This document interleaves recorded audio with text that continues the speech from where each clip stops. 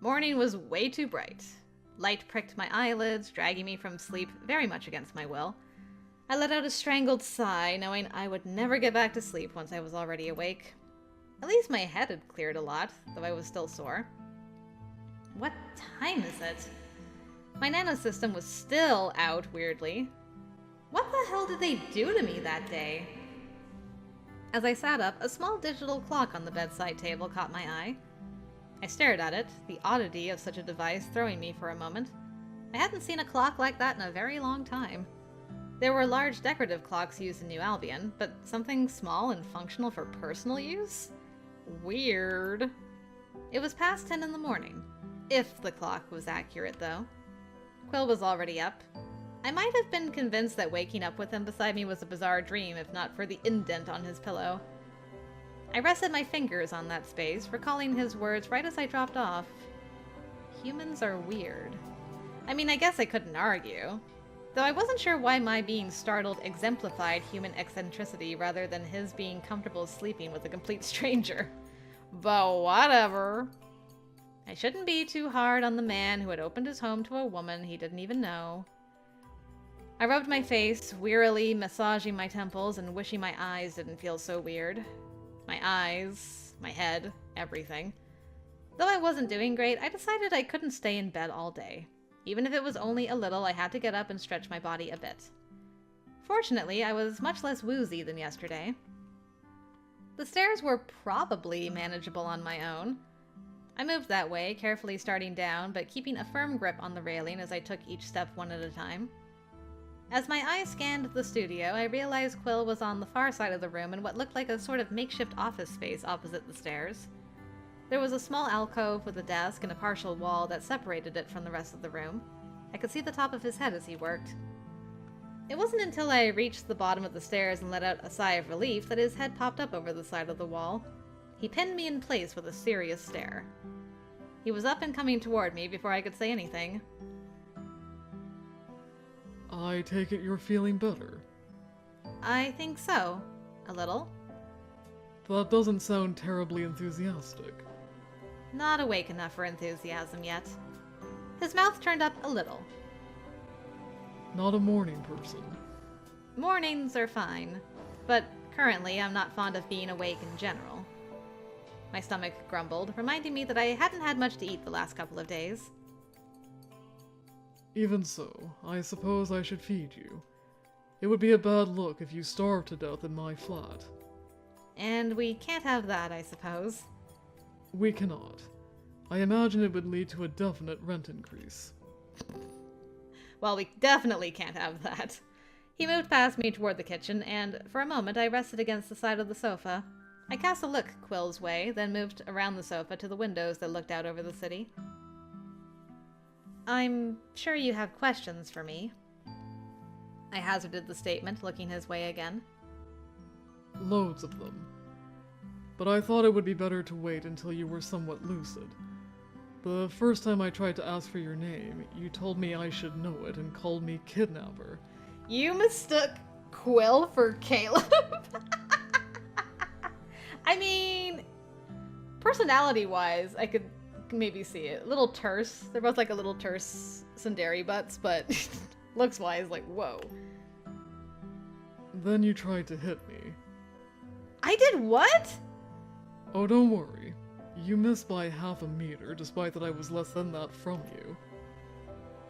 I am so sorry. That was a bad day. I gathered as much.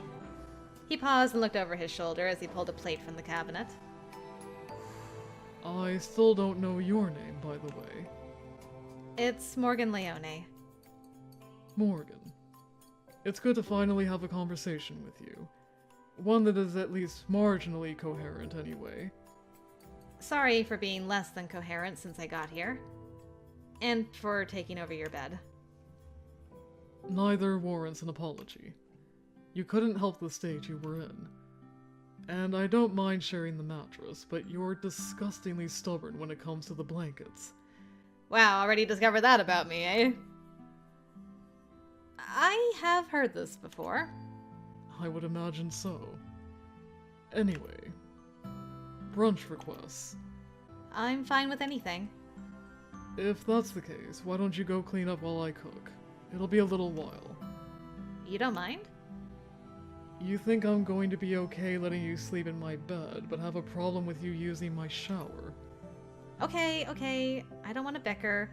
I'm practically a patient, and you're the kind stranger that helped me. It's just that I feel bad for imposing. You remember where the bathroom is, yeah? Yes, I do. Look for a shopping bag in the hall. I managed to find some clothes for you. Figured you'd need to wear something other than mild clothes.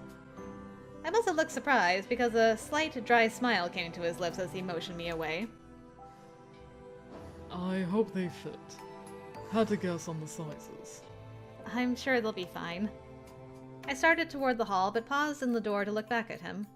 Quill and I had so much to discuss, so many questions on both sides. But for now... Thank you, Quill. For everything. Quill, who had his back to me as he worked on chopping some kind of leafy green, lifted a hand and didn't turn my way. I couldn't tell if he was embarrassed or too busy to bother with my gratitude. What clothes did he pick out for you, girl? There was a shopping bag in the hall, as Quill said, and once in the bathroom, I focused on locating everything I needed and getting into the shower. I could feel how grimy my hair was, and I'd been sleeping on this mess too. I could only imagine how Quill was suffering with me taking over his bed this whole time, filthy as I was. It was a wonder he even had the stomach to be unconscious remotely near me. I would have to apologize for that later. In the meantime, a hot shower was indeed what I needed. I let out a loud groan as soon as I stepped under the hot water. The delightful warmth made me want to live there. Forever. I rubbed my face and tipped my head down, watching the murky water stream down the drain. Clarity came with the relaxing heat and steam, and I, at last, had time to go over everything in as much detail as I could remember. There were so many things I didn't understand, though. It started with the man I met at the fountain. Rory. That's what he told me his name was when we met again at that vivarium. That encounter was the start of it all, but it begged the question... Was my meeting him a chance encounter? Despite his behavior that first day, I didn't get the sense that he'd been waiting for me. Jack, however. The more I thought about him, the more suspicious he seemed. A strange man from Delphine appearing out of nowhere to help me. So out of place in my day-to-day routine. I had no actual evidence suggesting he had anything to do with those events or any that followed, but my gut was telling me... Then again, he wasn't with Ari and Caleb, most likely. Neither of them spoke with a Delphinian accent. I like that we're getting like a play-by-play of all the choices I made in the common route. And Caleb had mentioned a tower. At the time I had been so disoriented and scared that it hadn't made an impact. Looking back, I couldn't help but wonder if he was referring to Core Solaris, Endgame's headquarters. If that was the case, I had misunderstood a lot. That might not have been a kidnapping. Not in the sense I thought it was. They may have just been apprehending me as a rogue Esper. But why not just tell me that? There were other pursuers, though. Maybe they thought it best to give me no information, then halfway explain it. I should have just gone with that detective, Reuben. It might have prevented all this. At the very least, it couldn't have made it worse. Now I didn't even know where I was, or how to get back home. If Ari and Caleb were with Endgame, how did they find me? I've grown complacent because I convinced myself I was some low-level Esper that could fly under the radar. Ari had hinted that I was a queen rank. I wanted to deny it, but at this point... Regretting it now won't do any good, though. But what was I supposed to do next? Go into hiding? Run away forever? Turn myself in? I shut off the water and rested my head against the tiles for a moment. The first order of business was to learn more about where I was. Maybe do some research. I was unfamiliar with the specific legal requirements and processes for Espers like me. I knew vaguely that registering, training, and potentially going to Endgame were involved, but I wasn't sure about the specifics for adults. Children registered and went to the academy. I was long past that stage. I always assumed the process for adults was similar, but I didn't know for sure what that looked like. What I knew was that Endgame could compel all dangerous Espers to join them or be incarcerated. Unregistered Espers were particularly vulnerable because they were already out of compliance. What did dangerous mean? Was it based on rank? EA score? Record? Because my record was spotless. Except for that registering thing. Okay, my record was mostly spotless. I never looked any of this up before. Out of guilt, out of fear. But now I needed to know. Oh, dang! Quill, why do you got such good taste? Man! You picked a great color for her. Pulling the clean shirt over my head, I sat down so I could finish toweling off my hair. And I rubbed my eyes again as if it would rub away the strangeness in the way they suddenly saw the world. A change I could only relate to the shift in my psi abilities. It was as if I could almost see how forces were acting on objects, and I knew how I could use psi to disrupt that. But it wasn't actually like seeing. The sensation was in my eyes, but it was also in my head. It was too difficult to put into words, but whatever had happened to me during that bizarre kidnapping attempt had changed something. For good, I thought. Though, I didn't want to admit that. I'd been in the shower longer than I intended, thinking too many difficult thoughts as I got dressed. When I rejoined Quill in the main area of his studio, the first thing I noticed was that he was gone. There were plates set out on the bar, but he was no longer in the kitchen. It took a moment to realize he was up in the loft. From what I could see, he'd stripped the old sheets off the bed and was replacing them. It's like, finally, get her dirty self off the sheets. It's going in the wash. I'm putting clean sheets out tonight. He noticed me watching when he finished putting on new pillowcases. Ah, you should have said you were there. Well, I only just finished up. He gathered the pile of sheets from the floor and started down the narrow stairs. You're looking better. I'm a little better.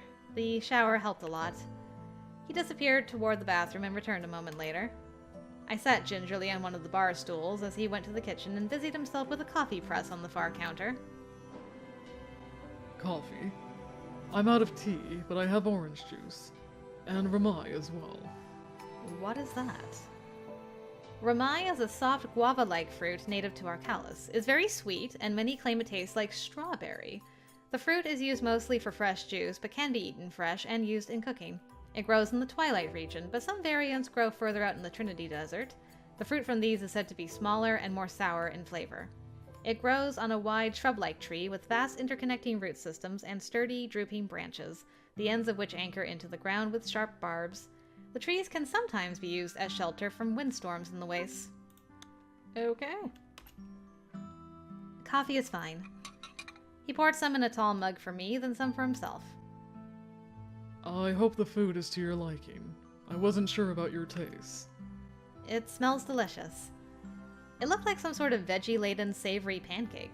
There were scallions, mushrooms, fresh spinach, also what looked like some sort of crumbled cheese. My stomach once again reminded me that I'd been neglecting it for the past few days, so I took several hurried bites to quell the gnawing pain in my gut. And it was divine. Look at her face, like, ah. Now that you're feeling a little better, I'm hoping you can explain how you ended up in Nysa. Why did her face change so radically? Like, ugh. I swallowed hard when he started right into the questions without warning. Ah, I see. You're like, ugh. I took you to a clinic after finding you. I mentioned this before. But it wasn't an overnight facility. Frankly, there aren't a lot of places that treat humans in the first place. Not in this part of the city. He spoke in a business-like tone between bites of his own food. I couldn't fault him for wanting answers, but it would have been nice to have time to eat and ease into the hard questions. Maybe the chance to feel him out personality-wise first. Wait, what did he just say? That treat humans? What does that mean? Quill paused, setting his fork down and studying me in silence again. You really know nothing about this place. I thought you might be trying to avoid discussing where you learned about Nysa, but you really don't know. I'm sorry, but I've never heard of it. Very well. Most of the population of Nysa is made up of neo-humans and other biosynths. There are humans, but they're only about 35% of the population. My jaw must have hit the bench top when he said that. Neo-humans? But that was impossible. Biosynths of any kind were banned from most domes, any that had treaties with the Triad anyway. Didn't you say this was a tertiary of Arelli? Unofficially, yes. But biosynths are... I know what biosynths are. I am a neo-human after all. I had to look shocked. He was an android. A neo-human? But he looked so human. He was eating. He slept? Neo-humans had biocomponents, of course, but I had never imagined them being so... Quill let out a sigh, frustration creeping into his voice the longer I stared at him. Perhaps we can get into the history of Nysa and the stupidity of the Erebos exile attempt another time. Not to mention the utter futility of it. I don't mean to be rude, but I would like to understand more about how you got into this city, or found it in the first place. Nysa is protected by a net of reverse cages and shields. It's difficult enough for people on the outside to learn this place exists, much less just walk in. It happens from time to time, but you somehow manage to get right into the heart of the city without triggering any alerts or going through any checkpoints. It's not unheard of, but most get stopped at entry. You're clearly an Esper, as you were battling a case of severe psi fatigue, but if there are any gaps in our security, I need to be aware so I can let people know. How did you get in? He didn't seem angry, but his tone wasn't friendly either, and I realized just how much trouble I might be causing these people. I lowered my eyes, unsure how to answer him. It was such a long story. But he had taken care of me, and I didn't think he had bad intentions here. I took a breath and looked back up at him. I teleported in. You're right. I am an Esper. A knight, then. But if so, you're a damn good one. There are Espers here. In fact, a not insubstantial part of the human population is made up of Espers. You punched right through our defenses and didn't trigger a single alert. You were in terrible shape, so I assume you were involved in some kind of trouble that made you come here. Ah. How did I even begin to explain all that? Well, Quill let out a short breath, jabbing at his plate with his fork. Sorry. Look, just finish eating. I didn't mean to fire off questions right away, but Ripley and I have been pulling our hair out trying to find out who you are and where you're from. I've been holding in a lot of questions because you couldn't answer them. Now that you're awake and able to talk, I got a little ahead of myself. Alright, I'm not stubborn.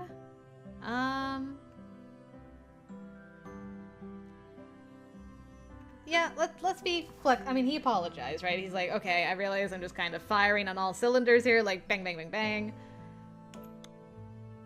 No, you have a right to get answers from me. I entered your city without permission, and you still sheltered me and took care of me. I don't know how there's a city of neo-humans here, but I can understand why you might be wary of some Esper that showed up out of nowhere the way I did. I'm glad you understand. Most in the city won't turn away someone who needs help, and we're not unused to seeing people seek refuge here. But they usually come in through normal pathways. In the rare occasion someone gets in without being detected, it's not too difficult to figure out how they entered. Not like any dome is airtight. Nysa included. But you... Well, we figured you teleported in. We just can't work out how. You shouldn't have been able to. The reverse net should make it impossible for a normal knight to get a good enough lock on our city to get in. And if they do pass through the net, we should have detected it. Look, I don't know what a reverse net is. I'm not familiar with psi-related things in vernacular. I awakened recently, so I can't say how I got past it. I wasn't really trying to.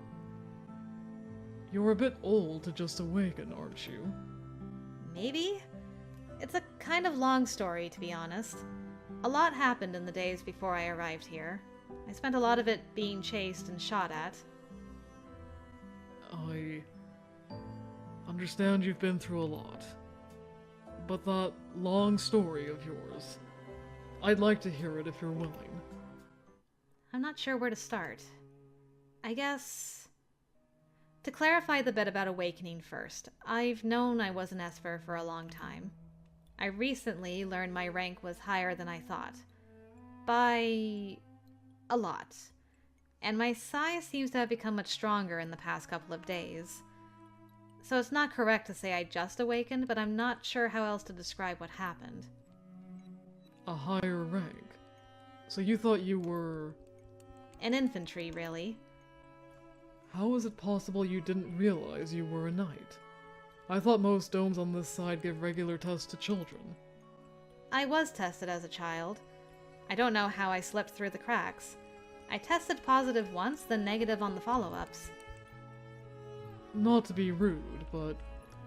the hair.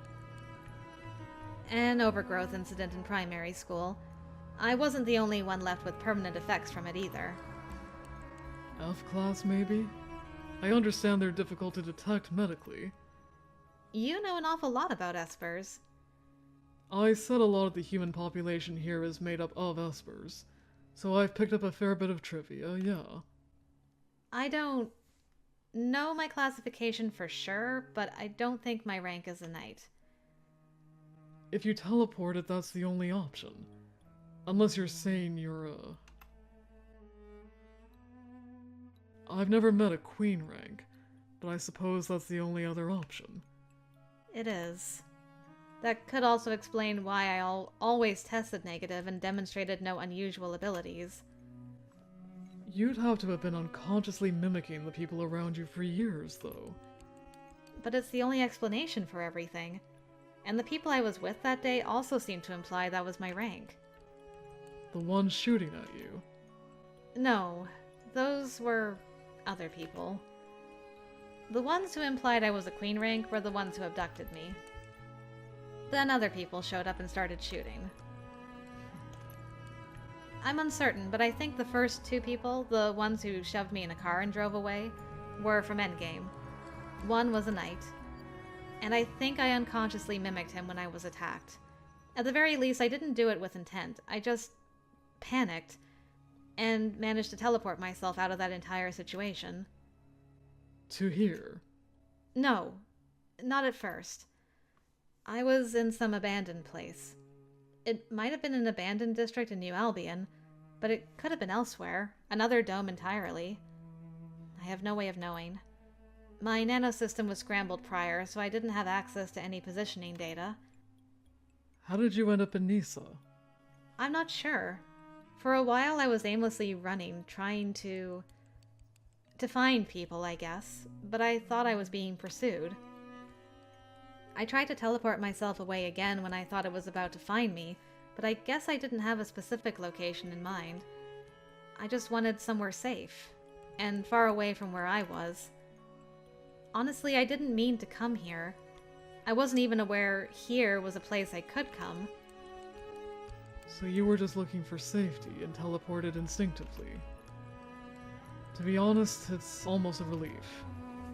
You broke through our reverse nets like they weren't even there, and didn't set off a single detector either. But that's likely because of your rank, and not some security gap on our end. Do you know how far you teleported? I don't. Like I said, my nanosystem was scrambled, so I can't even say where I was, much less how far I had to travel to get here. I think the place we were attacked was in Sector 63 of Sysalis, but I don't really know where I went from there. It could have been within the same sector, or it could have been another dome entirely, and I was also running on foot for quite a while. I came here after that. Still, Sysalis. That's far. Regardless of whether it was in 2 trips or 1, you came quite a long way. The 2 men that grabbed you, they didn't confirm they were with Endgame. They didn't really introduce themselves, and they were wearing normal clothes, no markings of any kind that I could recognize. They were ranked Espers and seemed very adept at what they do. One mentioned the tower at one point, though. They seemed to be getting orders from there. Ah, Endgame's Ivory Tower. That's the public nickname for their HQ, isn't it? I have heard it called that, yes. That's not exactly hard evidence. Maybe not, but I don't know. I just have a gut feeling on it, I guess. We don't have dealings with Endgame here, and given our population, we don't have a lot of respect for what they do. Oh? Interesting. Did that mean the reverse nets were in part to keep Endgame out? I don't even know what happens now. What happens now? You recover. That's the obvious first step here. And then what? I can't run from Endgame. Why run anywhere? Endgame doesn't have jurisdiction here. Endgame has jurisdiction everywhere. They like to think that, anyway. We might not be able to stop them if they storm the borders, but Endgame tends not to tread where they aren't welcome. So they know about this place, but also know they're not welcome here? They have few details about our population. They're aware some neo-humans live here. That's all. If they're aware of the Espers, they've elected to ignore the situation. And we don't exactly broadcast the nature of our population. Some neo-humans? I looked outside of the bustling city. It wasn't massive, nowhere near the scale of Cisalis, but it wasn't some tiny village either. Some neo-humans seemed like an understatement if 65% of what looked to be a city of tens of thousands consisted of biosynths. To think someone found a way to protect their population from Endgame's interference. Incredible. How did they manage that? My point is, you don't have to run or go anywhere. You can just stay. Plenty come here for that reason. How? I don't even know how to find a place to live until I can recover, and the medical care will be... You don't intend to stay here for the time being. I gave him a startled look when he said that in such an incredulous tone, like it was the most obvious course of action ever. Well, no, I assumed you wouldn't want me here longer? I've already disrupted things for you so much. Nysa has an intake committee that can temporarily house people in a public space. I assume you have no way to pay for a hotel. No, I probably couldn't. As expected. He gave me a strange look before he sighed and stood, carrying his empty plate to the sink. I can contact the intake division, no problem. But this place is more comfortable. And so you're aware, even if you go through intake and end up in a publicly sponsored place, you are still going to be around neo-humans or other biosynths. We make up the bulk of the population no matter where you go. Oh, do you think she wants to leave because she's uncomfortable with you being a neo-human? It's like, if you're hoping to get like with other humans, I got news for you, girly. Yeah, realization hit me when he phrased it that way. Wait, no, that's not... I'm not trying to get away from you because you're a neo-human, if that's what you think. Really? Don't say it like that. I'm just worried about imposing on you, that's all. It can't be easy to have a stranger suddenly living here. He shrugged, snatching his mug from the bench top to refill it. It doesn't bother me. If it did, I'd have taken you to the nearest intake port no matter how late at night it was. Please don't think I'm trying to somehow get away from you. That isn't it at all. I'm very grateful for all your help. And to be perfectly clear, I don't have any particular opinion on neo-humans. You're the first I've ever met, anyway.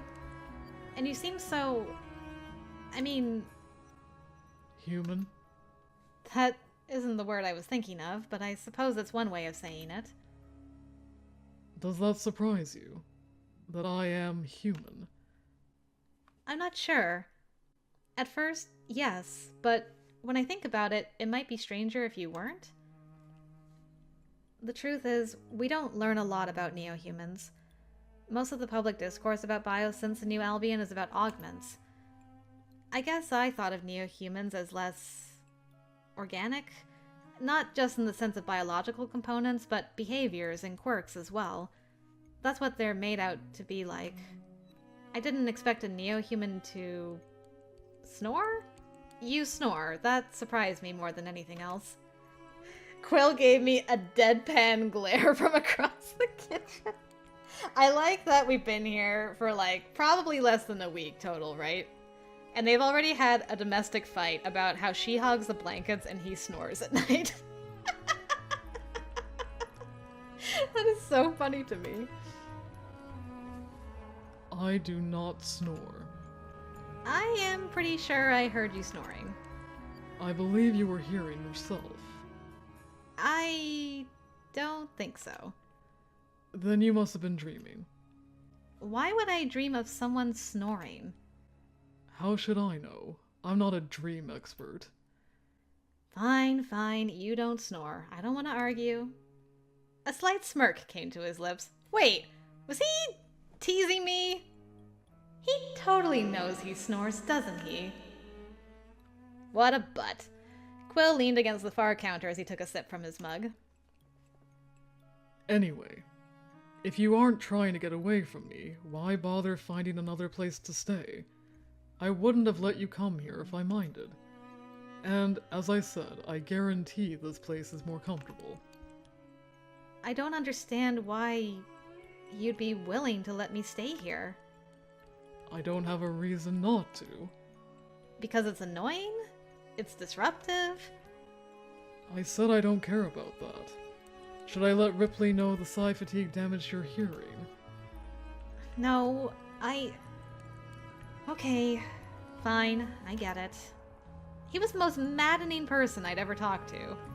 How could one person be so annoyingly brusque while also being ridiculously generous in the exact same breath? He gives me big Adage vibes. I don't know if anybody else gets that, but like, he reminds me of Adage so much. It's so funny. Did this doctor friend of yours say how long she expected my recovery to take? She did not, no. But she asked that I bring you back to her when you were recovered enough to move around. Perhaps we can plan for that tomorrow, or the day after. You might be feeling better at the moment, but I expect you need quite a lot of rest before you're ready for a trip into the city. You seemed like you'd been knocked around a fair bit. More than a bit. Then after you eat, you should go back upstairs to lie down. I have some work to do anyway. We can talk more this evening. Yeah, flexible. Thank you. Thank you again. For everything. I don't feel like I can say it enough. There's no need for that. This is a city of refugees in some ways. Most of us came here as refugees, or our parents did. We don't ignore people in need. Or at least I don't. I may be a mere biosynth. Don't start with that, because I never said anything like that. But it is what anyone with a conscience would do. He chuckled again out of nowhere and took a long drink from his coffee. Look at him chuckling with this guy. Your expressions are quite unguarded for someone who has been through as much as you have. I'm finding your reactions to things like that amusing. Is that why you're trying to pick a fight? Because it's entertaining? That wasn't me trying to pick a fight. Just me trying to get a sense of who you are, Morgan. By making weird assumptions about me and observing how annoyed I get? By indicating an android has a conscience and observing whether you scoff at the idea. He drained his cup and walked past me and toward his desk in the corner. Leave your dishes when you're finished. I'll clean up later. I never said a neo-human couldn't have a conscience, by the way. Quill paused and looked back at me, that smile on his face again. Yes, I noticed. And he went back to his desk, leaning over the desktop interface there for a moment before sitting and starting to type. I watched the top of his head for a few long moments, replaying our conversation. I suppose this meant he was satisfied with the answers he'd received. At least for now. We didn't cover everything. I had more questions for him, and I had no doubt he had more questions for me, but this was a lot to take in all at once. So I let the conversation rest as well. We could always talk later. I didn't take much longer to finish my early lunch. It seemed wrong to leave everything where it was, so I gathered it up and stacked things together. I was going to carry it to the sink, but Quill gave me a disapproving look from across the room, so I decided to leave it be. I didn't think I'd be tired after doing so little, but I felt it when climbing the stairs. And even more when I fell into the bed with its newly changed sheets. I groaned at the blissful way I sank into the mattress. I wasn't sleepy, or I didn't think I was anyway, just physically tired. I rolled over and stared at the clock on the bedside table. There was a digital book there. I reached for the small cylinder, pressing the button at the top to open the holographic pages. The cover art showed a dusty desert and broken ruins emerging from the sand, and a title, The Forge. I didn't know if Quill would mind my reading it, though I didn't see why he would, but a distraction might be nice for a while since there was little else I could do. I scrolled to the first page, eager to bury myself in something for a little while instead of ruminating on my current situation. I wasn't sure how long I read before I fell asleep, but I didn't make it through the first chapter. My dreams were troubled with images of dark streets, rain, and the sounds of weapons firing in the distance. When I woke up again much later, the light was already fading outside, and from downstairs came the comforting sound of someone cooking and the smell of dinner to remind me I was safe. I dozed off again for a while before Quill finally appeared to encourage me to get up and eat. That brought an end to my first proper day in Nysa.